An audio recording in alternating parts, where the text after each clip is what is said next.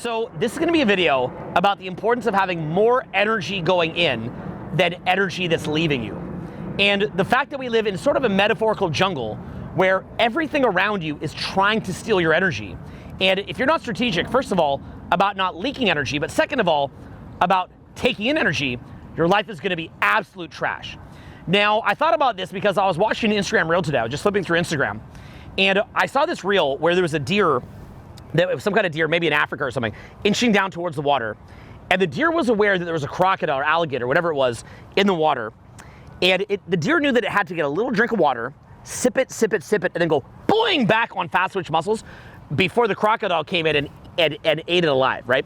So imagine the degree of timing that deer has to understand, that it's gonna be using calories, and it's also gonna be sweating out water to be able to go in, get water, and then it has to get enough water in excess of the calorie that it burns, escaping the predator. And this is in effect a metaphor for all of life, because you have to get it to the point where you're able to get as much time, energy, and money, and so on and so forth as you possibly can, while other people are trying to steal your time, energy, focus, and money, and so on and so forth. So rather than just thinking about yourself as someone living in modern society, I think an amazing analogy is to imagine that you live in a modern day jungle, and everything around you is a predator that is trying to attack you for your time, focus, energy, money, and so on and so forth.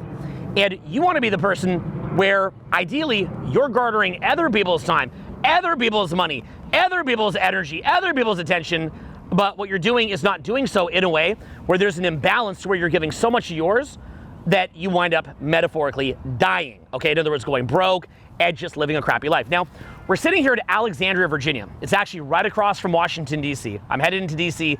tonight. Really excited to be here. I've actually wanted to come to Alexandria for a long time. It's beautiful, it's historical. We're probably gonna do a little stroll up the street. I really think that even the video that we shoot today won't do it justice, but I'll try to get some great B-roll and kind of put in between. It's really beautiful historical area right across from DC, just so old school, so pretty. And I want you to even think about coming to a place like Alexandria and many others that are awesome to go to as an example of what happens when you get back your time, focus, money, energy, and so on and so forth, which is that, oh look, I have time to go stroll around Alexandria and go look at the historical buildings. So just sort of look at that and keep that in mind as we're breaking down this content. And what I'm getting at is that ultimately, look, your body's gonna die someday. So it's not as though if you master this, you somehow live forever. In fact, the spiritual component is the most important part of that, which in many ways means transcending this entire dynamic. But what I'm gonna try to focus on here in this video is not so much the spiritual dynamic of the infinite, but rather the physical realm, which functions as the temple in which your spirit lives, and gaining mastery over the physical realm.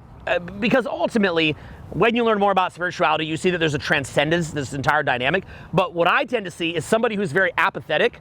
They just sort of sit there telling themselves that they've transcended the whole dynamic, when in reality they're absolute loser, value-taking derpers. In my view, what you do is you travel through this dynamic, and it actually teaches you the spiritual side as you transcend through it. So in effect, you start off at apathetic, loser, lazy, idiot, derper. You start off there, then you master the physical realm. You become very rich, you become very happy, you get your time back, you get your energy back, you become a master of the physical realm. But then what happens as you do that, then you see the fact that you're stuck at certain points, and that the only way to go to the next paradigm would be to transcend into that spiritual realm. But if I just sit here and I tell you, oh, don't worry about the physical realm, you'll just transcend, you'll be one of those derpers sitting there on the rock, and I promise you, you will be one of the biggest losers on the entire planet, because what's worse than someone who's just lazy and broke? Someone who's lazy and broke and thinks it's being spiritual. That's just the worst, bottom of the barrel kind of person that you could be. So in this video, we'll be talking about the mastery of the physical realm, which is the idea that you have to take in more energy than you're putting out. That gets you into an excess. That gives you the ability to eat the food you want to eat, travel you want to travel, do little historical trips, and so on and so forth. That's the principle of life. You're gonna learn a lot. Let's do it.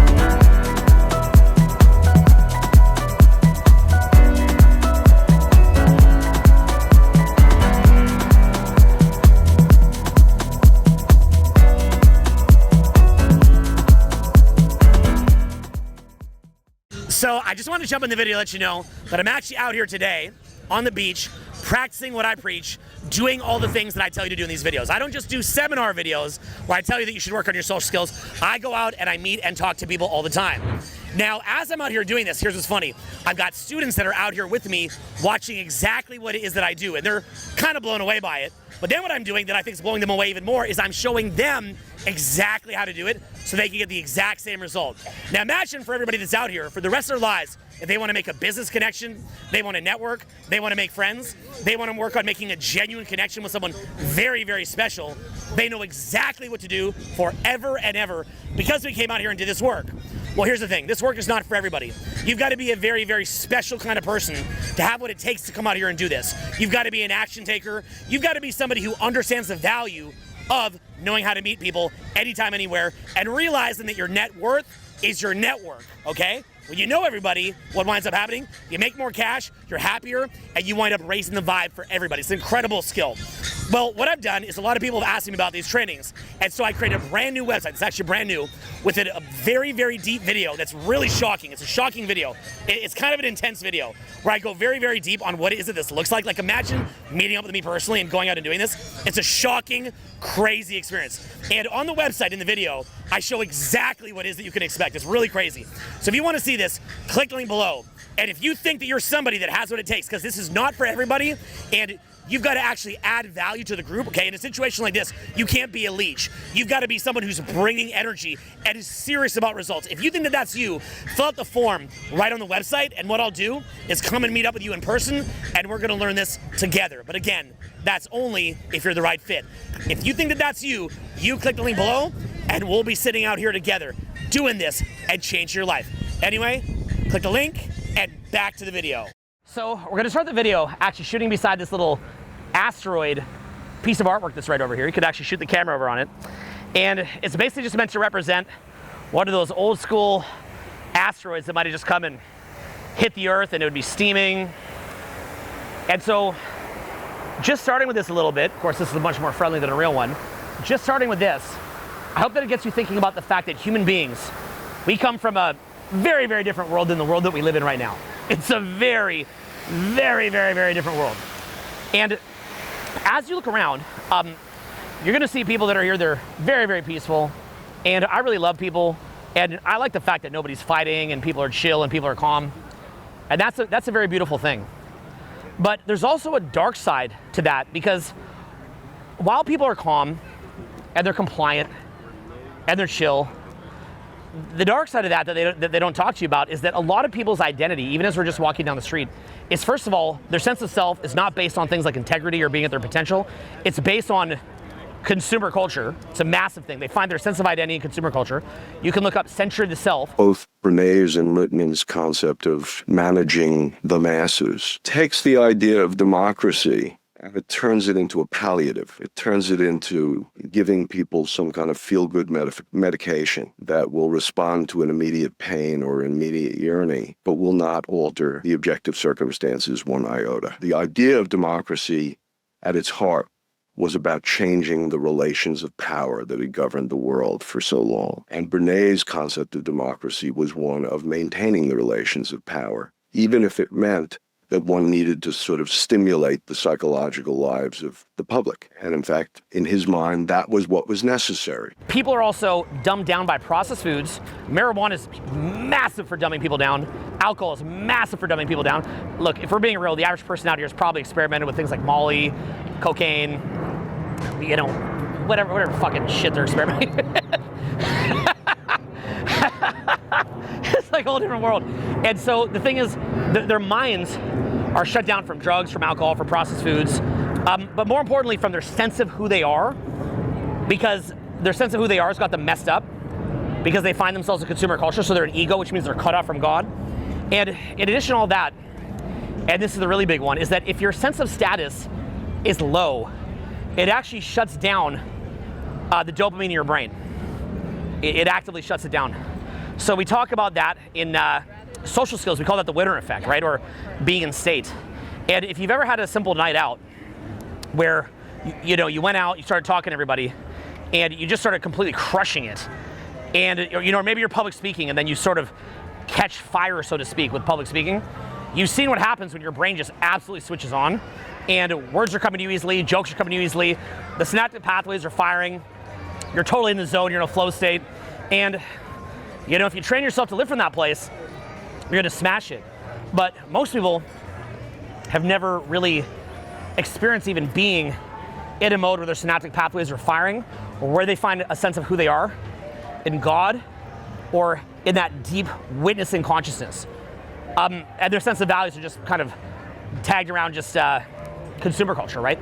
So in effect, what you're seeing is sort of like a softened up population that is just really compliant, really good at being consumers, won't cause trouble, and as a result of that, you have the 0.1% of the world that owns something like 90% of the money, and they have the perfect population to not make any trouble about it.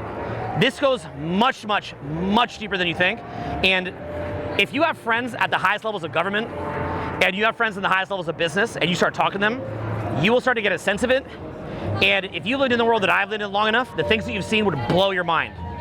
So understand that what you're seeing are people that are compliant, so that when things like 2020 happen, everyone's like, sure, no problem. 15 days to slow the spread. Oh wait, it's been 2 years, right? That's just sort of how it is, okay? That's the population that you have around you. So in effect, the population has been turned into, not by my point of view, I hate this, but by the people that have done this, into what you might almost call in the jungle, metaphorical prey. And personally, I think that sucks. I'll tell you why. Because why does the world have to be like that? It lowers productivity, it lowers ingenuity, it increases sickness, it increases the healthcare burden. There'd be more prosperity, there'd be more money. Just everything would just be better if it wasn't like that. Now, we could talk about like that, population has been dumbed down. We could talk about that, but as interesting as that is, I will go to a seminar and people say, oh yeah, the population's dumbed down. And I'll look at the person in the eye, I'm like, you're dumbed down. What do you mean the population? You're the population. So we can recognize this as you walk down the street that people are derped out, but you have a responsibility to say to yourself, well, how do you stop being derped out? And there's two different paths that I've seen where people, kind of attack the problem. So one of them would be, like I mentioned in the intro, spiritual growth. Where in effect what you do, I'll show you what you do, watch. You sit there and you meditate. Look at my eyes. You just meditate. And you do that for 16 hours a day. That's your fucking life, okay? Just fucking meditate, okay? Now, what that does is that it helps you to disidentify the ego, disattach from desires and material desires, and so on and so forth, and it trains your mind to be more present. Okay, cool, awesome, amazing, definitely do it. But you can probably see, just by me sitting there, how much of a cop-out that is. How much of an absolute fucking cop-out that is. Because in effect what you're doing is you're skipping the lessons that life is meant to give you. So in my view, you want to think of life as an unfolding. And your spiritual practice begins with mastering the life that you have in front of you. As you're mastering it, all of these different lessons are going to occur that are going to force you to realize, oh wait, I hit a limit. I hit the limit of that paradigm. I mastered that paradigm. I hit a limit in it. And then once I hit the limit in that paradigm, then we bring in the spiritual dimension into it, okay? Because in effect, and let me get specific here, what I'm going to show you how to do in this video is in effect become someone who is, and I want you to evolve past this, by the way, but in effect become highly transactional. And by the way, being transactional, I mean, that's kind of like how a psycho thinks. And that's why I think that getting stuck there is fucking lame. Okay, you don't want to just be transactional. But rather what you want to do is you want to understand, where's your time going? Where's your energy going? How are you engaging in things that allow you to have a net positive of time and energy and money and focus, as opposed to having it robbed from you? And in effect, that makes you a metaphorical, dominant species in the jungle, metaphorically. Okay, so I want you to learn how to do that. And then as you're crushing it, as you're smashing it, what's gonna happen is you're gonna be so damn successful that you're gonna realize, look, I've got all the money I need, I travel all I want, social skills on point, maybe you're famous, et cetera, and you're like, okay, cool, I got this. But then I realize now that real satisfaction will come in the spiritual realm. But again, like, I mean, I even see this in the comments. of my videos where people are like, I've just realized it's all about the spiritual realm. It's like, come on, bro. Like, what do you make? 25 grand a year? Like, you know, send me the Instagrams, last 5 people you dated. Like, come on, bro. You don't get to transcend, homie. Okay? You don't get to transcend if you can't show me your bank receipts and the Instagrams of the last 5 people you dated. Okay? So, and I'm saying that I'm being a dick, but what I'm saying is look how easy this is. Wait. You know what? Instead of me doing the massive amount of work that God has put me here on this earth to do, here's what I'm gonna do instead. Eckhart Tolle style, bitch. Park bench. It's actually like real benches over there, but we'll go park bench. Let's park bench this shit. And I can skip the whole fucking thing. And then I can tell myself that I'm a child of God and I'm present and I love myself and so on and so forth. What I wanna show you is a state of consciousness where on an ongoing basis, you are being highly transactional and highly aware of where your time, energy, focus, and money is going, where your life force is going, versus how much is coming in versus how much is leaving you. I want to show you that level of consciousness. Now, later, and more so in other videos, what I'll show you is how to transcend the whole fucking thing to where you're super present and you just do this automatically. Like, and in fact, what'll happen is you'll just let go of the wheel and everything will just happen on its own. It's like me when I do public speaking. I don't have to do a public speech, right? I don't get out my PowerPoint and go through the PowerPoint, right? Using the control muscles. Rather, I'm in a paradigm now where I primarily use what's called release muscles. In other words, the less that I do anything, the more that everything just fucking happens. I'm like, okay, so I walk in the speech. What are you gonna talk about today? I'm like, I don't know. I'm gonna get out of the way of the spirit and it will do it for me. I don't have the energy to do a speech. I'll just let it happen for me. So in the same way with business, I don't think that you have the energy to just run a business your whole life. It's too draining. But if you can go through that period where you have what's called conscious competence, then later you can develop unconscious competence. In other words, if you can train the mind with the information that it needs, later the soul can kick in and then it can start doing it for you. And then in addition to that, initially, you may be positioning yourself as like, okay, how can I win and win and win? Later, what you'll realize is that you benefit more by focusing on win-win, because if you're not focused on win-win and helping other people in the process of what you're doing, then what winds up happening is you actually wind up never getting to unconscious competence. You'll always be in the, that's really subtle what I just said, so rewind if needed, okay? Rewind if needed. If you don't get to win-win later at some point, and you're in a win-lose where you win, the other people lose, the spirit will never come in. And as a result of that, you will always have to be in your control muscle, which means that you're gonna be tired all the time, which means that ironically, you're gonna make less money. The way that you are able to bypass needing to win more than the other person is when unconscious competence kicks in. You no longer really have to work to do what it is that you're doing because the spirit is doing it for you. And as a result of that, there's energy to spare. And ironically, by helping them more, you can actually have less burn. You're burning less energy to do it, and you're getting a higher quality outcome, which as a result of that, by connecting to God, by connecting to your creator, you can actually give more. And by the act of giving, what's gonna wind up happening is you're able to receive more. So they get more, you get more, which is the energy of your creator, which then manifests that abundance onto the earth. But that's another video. Yeah. Okay, you're like, I wanna get to that one. I'm sure you do. I'm sure you'd like to get to absolute unconscious competence where you just do nothing and millions of dollars get made and you walk into a nightclub and you just totally own the whole club and you know you become famous and just everything is given to you. I'm sure that you like that video, right? But you haven't earned it yet. You're not there yet. That's the kind of video for somebody who's been working on themselves for a little while.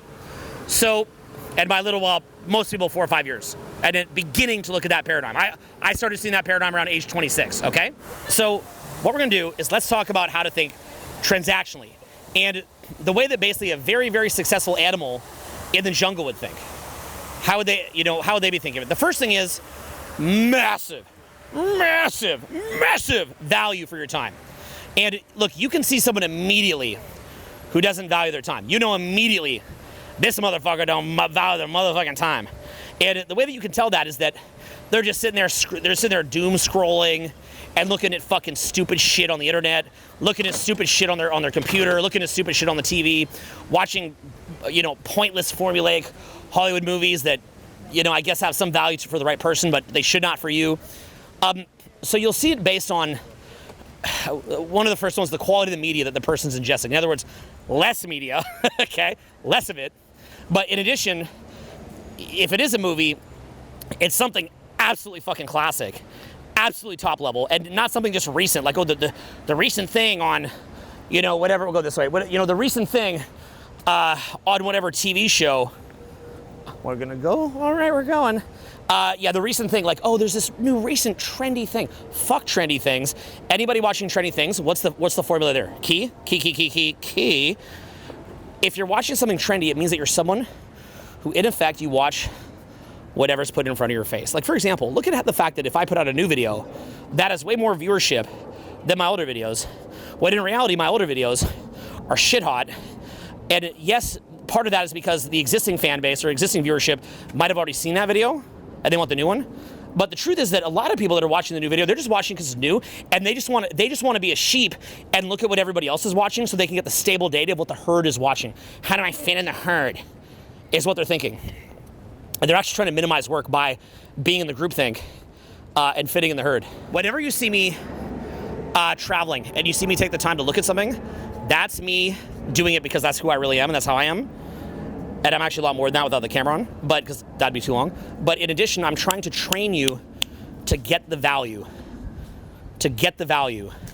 as you're enjoying traveling. Like, take the time to smell the fucking roses of real stuff, not just things on the internet, okay? So, going from there,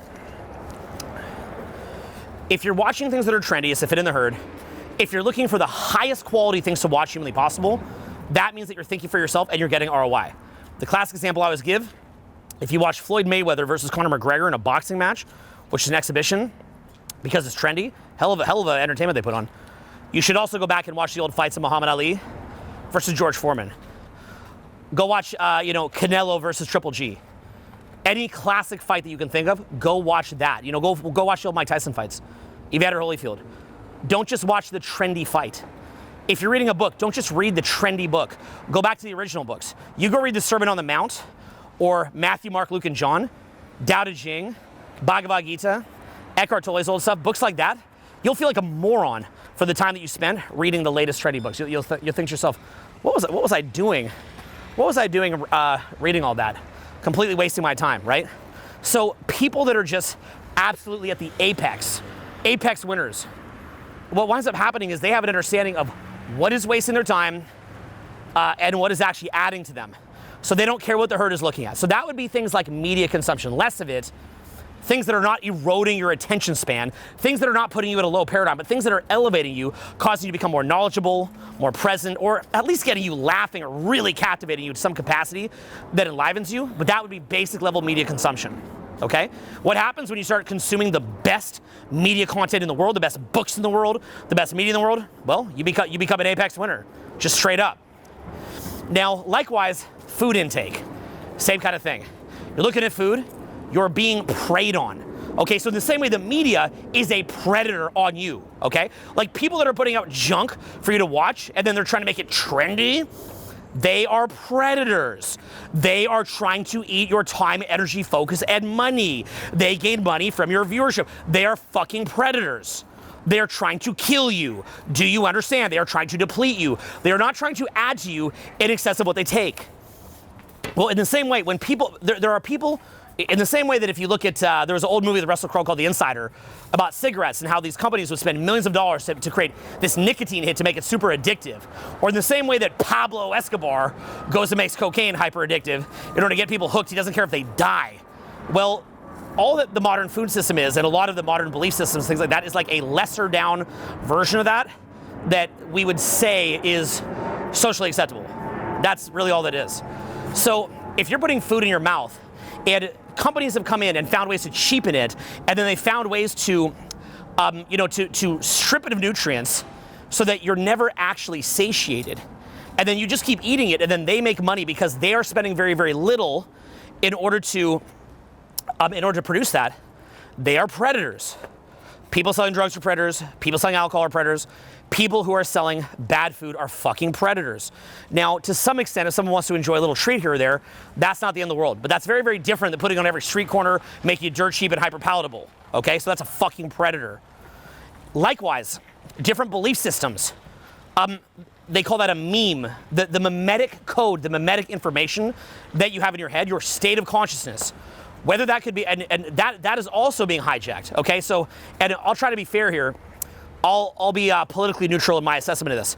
You have collectivists who want you to dumb yourself down to fit in the collective, but you also have people that espouse freedom, like myself, who basically want you to run cover for rich gazillionaires and just say, oh, there's for sure a lot of upward mobility, so don't storm the gate, don't go collectivize, and then take the means of production from the gazillionaire. You got a shot too there, little buddy, and you too could be a billionaire someday, so don't collectivize and take his shit. He's the owner, he should get 90% of all the money, and you could all scrap for the 10%, right? So that is also conditioning, right? That is how a left-leaning person would perceive a lot of the individualist conditioning or freedom-oriented conditioning. I don't happen to believe that is correct, what they think, but I do believe that there's elements of truth in anything, and there's certainly elements of truth in it.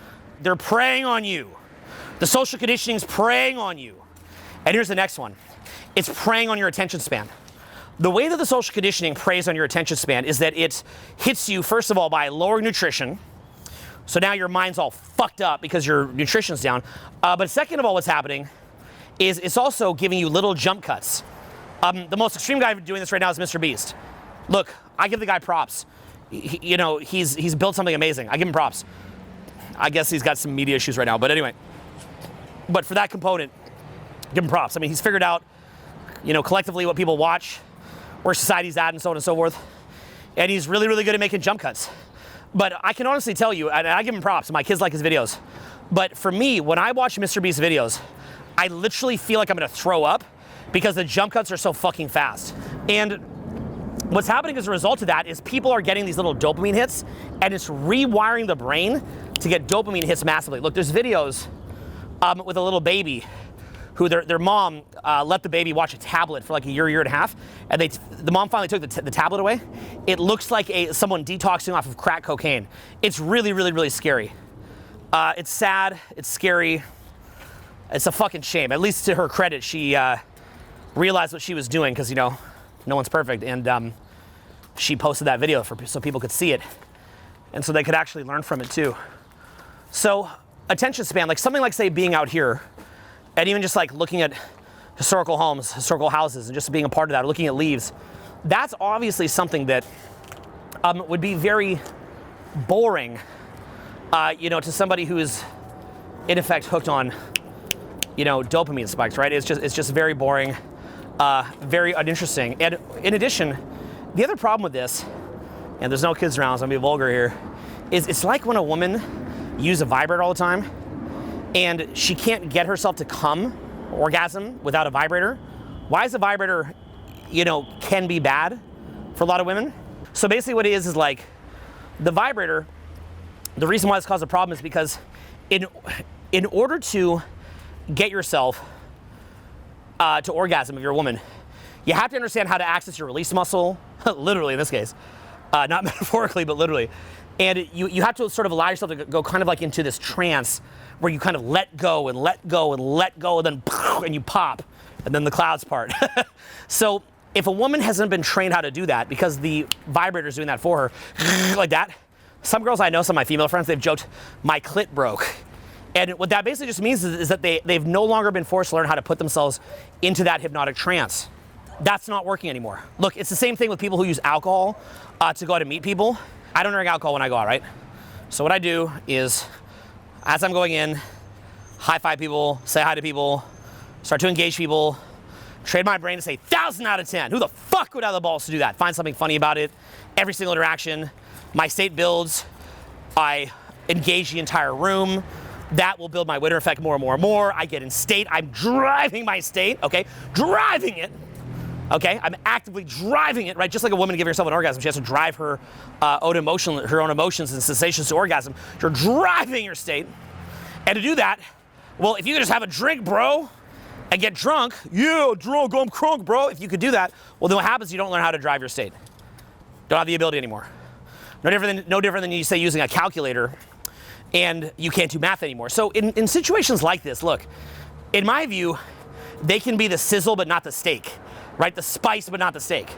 If somebody, if a couple's having sex and, they bring in a toy here or there, little extra spice. It's not gonna re-entrain the woman's mind to need the toy.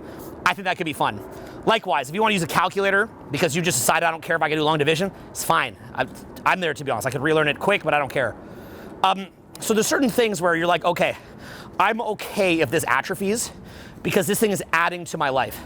A calculator, because there is no need to do long division manually, it's adding to your life, so it's not going to cause you to atrophy. Okay, or if it causes you to atrophy, it's still adding more than it's taking.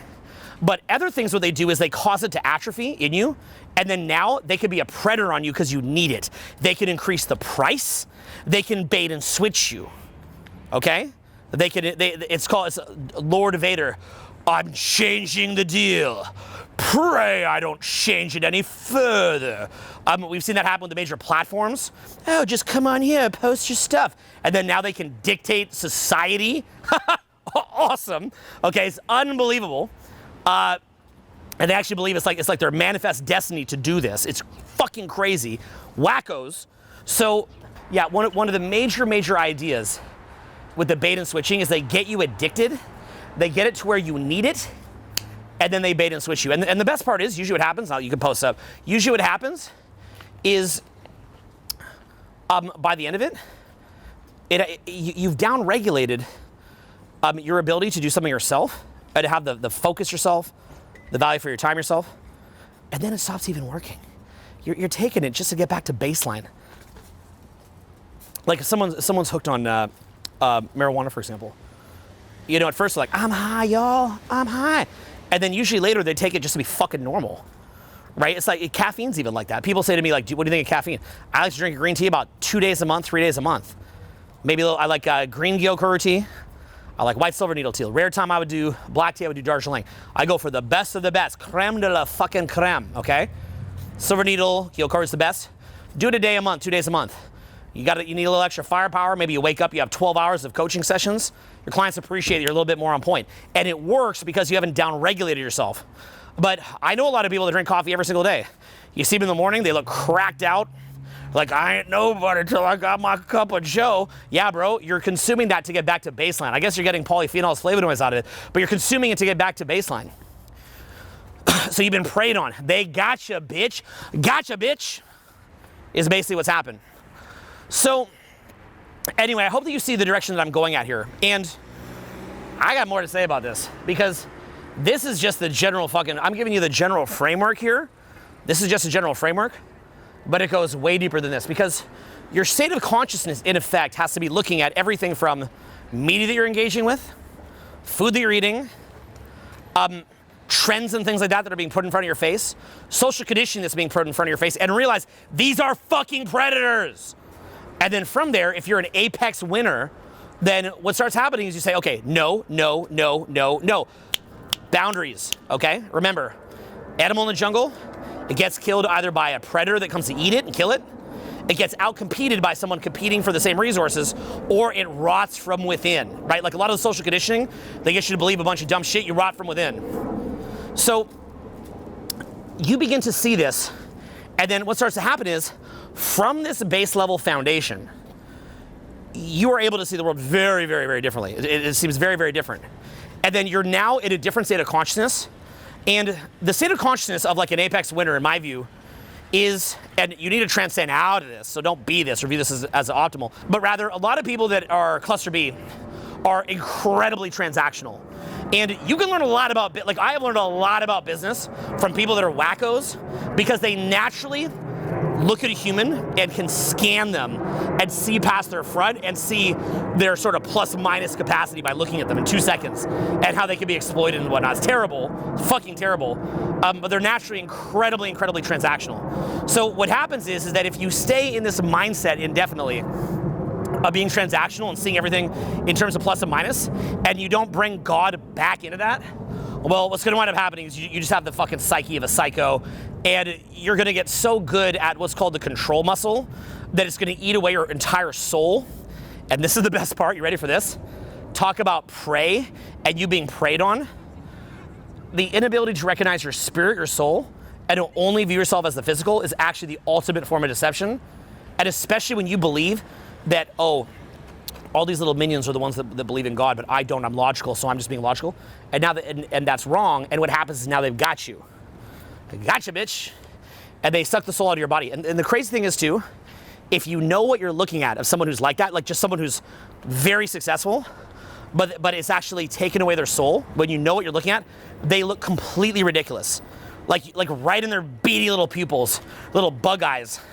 They look absolutely ridiculous, but they don't know that about themselves. So that's the ultimate predator, is the devil himself. The ultimate predator, not finding that spiritual side. But again, now you start saying to yourself, oh, should I not learn about business? Should I not learn about how the world works? No. Because otherwise, again, what's the alternative? You sit here, you go, oh yeah, man, I'm all spiritual and shit. This is not just because I'm too lazy to do anything. It's because I'm fucking spiritual, man, yeah. Oh yeah, non-dual awareness, baby, yeah. Right, so, look, when you're able to, when you eventually get to the point where you can just tap in and it just comes through you, it's gonna be, you know the non-dual part? Okay, the non-dual part also applies when you can work or sit and it makes no difference to you. You see what I'm saying? So the work itself actually becomes a very active meditation. In other words, what will happen is, oh, I'm gonna meditate, I can't work. But when you have it dialed in, you'll automatically, you'll work without it running you down that much. Eventually you need to sleep, eventually you need to eat. But you'll actually get mostly energized from work. So it won't really matter either way, okay? But because you can't access that state now, in effect what you're gonna do is you're gonna train yourself on how to be effective, and then later, once you've achieved conscious competence, unconscious competence, tap in, it's gonna be awesome. Now, all right, full circle here. So, you want to learn how to think in a highly, highly transactional way, with the understanding that you're doing so to get rid of the bad media, the bad food, the idiots that want to waste your time, losers that want to waste your time, and to be very, very aware, like to be able to scan something and not just look at the surface of what it is, but in effect what you're doing instead is you're seeing what's really behind it. Very, very simple example would be this. People see like 5-hour energy or something like that, and then they just look on the front like, well, it says it gives energy. Look at the back of it. Don't look at the front of it and what it says that it is. Don't trust what it says that it is. Look at the ingredients. What are the actual ingredients? Do the research on the ingredients. Look at counter opinions on why that ingredient might be unhealthy. Look at the source of the ingredient. Is it ginseng? Okay, well, is it a 2-year-old ginseng that acts as just this kind of like ragged supplement, or is it like a 15-year-old ginseng that's extremely beautiful, right? There's differences in the quality, in the way it's grown, in the pesticides, the water, et cetera, right? Because they're always trying to cheapen everything. People are always trying to cheapen everything. So you've got to have some kind of understanding of what it is that you're putting in yourself, what it's giving you, and then how that's contributing to you being able to have a nice day like this in Alexandria, or whatever it is that you want to do, okay? You got to have a clear vision of where you're going, that you're most emotionally associated to, that's compelling, and then you got to say to yourself, is this taking me there? All the while doing this, eventually getting to the point that you're building your soul so that when the body dies, you didn't just waste your life with your awareness being situated only in the physical body and the ego, but there was a transcendent spirit that was being developed via this process. Okay, so in effect what you're doing is, like some weird psycho, anybody talking to you, you can see right fucking through them, okay? Which means that you've educated yourself over time about the fact that people are full of shit, and the fact that people have their own agenda, and then you're getting a sense of like who it is that you're talking to, why they're talking the way they're talking, and so on and so forth. Now, the hilarious part is this: you see these people that are like hyper cynical, hyper skeptical, that wind up missing out on positive opportunities. Like, you're not going to trick me, even with someone trying to achieve a win-win, and that's hysterical. So one of them is too much of a defensive posture, but other people are just way too open, and they're almost just being metaphorically bukkakied. Okay, so again, you're out in the jungle, and you want to get that good food, that good water, that good rest, have alliances, but at the same time, you've got to understand, okay, so, but I don't want to just let everything in, eat that poisonous plant, and fuck myself up. Next up, what I want to get you thinking is identifying the different sensations that you're getting and what it is that in your mind you constitute as value. So, if the sensation that you're getting as something's coming in is physical pleasure, that, look, there's definitely a place for physical pleasure, like, of course, right? You know, anybody who tells you, like, no physical pleasure, it's like we're getting some kind of, like, weird, old school shaming Victorian thing. where people would like, eat across a giant long table from each other and only reproduce for a kid and stuff like that, right? It's just getting into the shame-based stuff. So physical pleasure, I think, for sure has its place. And I think that on some level, yes, physical pleasure is good. But if the physical pleasure becomes so addictive that you get that your base level awareness and your sense of emotional buoyancy and your sense of who you are gets intertwined in with it, then what it winds up doing is it actually snips those connections that you have to the present moment or to your natural flow state, to your natural energy of creative flow. Okay, in other words, disconnecting you from God. So, okay, it feels good, but is this to the point that I'm becoming disconnected? Now, likewise, ego. Okay, so the same way physical pleasure gives kind of a dopamine hit, ego, same thing. Okay, you're cool, you're the best, you're awesome, woo, yeah, social feedback, narcissistic supply, woo, woo. Okay, so you get that, cool, and you do get a dopamine hit from that, but it's more of a frenetic kind of dopamine hit. So you got to say to yourself, okay, so I'm getting sort of like this external validation, right? I'm getting a hit of external validation. Okay, awesome. But is that the present energy that really, really allows me to be world class? And the answer is no. So again, enjoy some validation. Enjoy a little bit of that NPD supply, that's fine. But it shouldn't be to the point that it disconnects you from the mental habits to get present. No different than if a woman was using a vibrator. Okay, she's a vibrator. Then if that disconnects her ability to achieve release on her own, that's actually not even healthy, okay? And likewise, there's different people that are gonna be in your life. We're gonna speed up. And what's gonna happen is,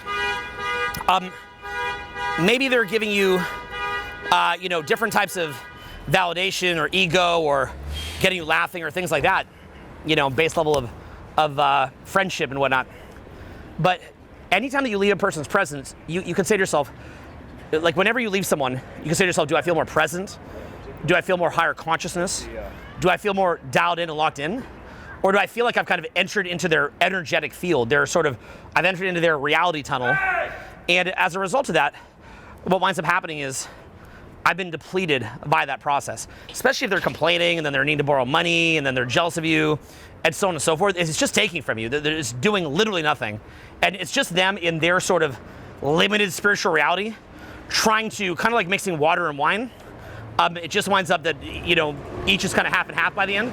Basically, they're trying to discharge that lower level spiritual reality into you. They're trying to discharge it into you. They don't even know they're doing it. It just wants to spread. In the same way that if you're in a higher reality, you want to discharge your positive reality. Except guess what? When they discharge your negative reality, all they're doing is getting a temporary release from trauma. They're spreading it.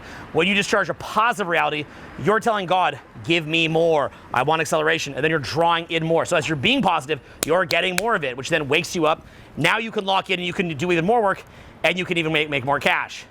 So there's an ongoing kind of transactional mindset of, okay, am I making more money off of this? Am I losing more money off this? Am I getting more time off of this? Am I losing more time off of this? Am I gaining more physical energy off this? Am I losing more physical energy off this? Am I gaining more valuable experiences from this and meaningful experiences from this? Am I losing meaningful experiences from this? And then, like I said, am I gaining more spiritual transcendence from this, spiritual energy from this? Or am I losing spiritual energy from this? And this sort of audit allows you to be very, very transactional. And look, as bad as it is to be 100% transactional to the point that you cut yourself off from God because you want to be a giver, the best place to be coming from is having that ability to take in energy, take in positivity, take in money, take in time, take in energy, which then you have even more to give.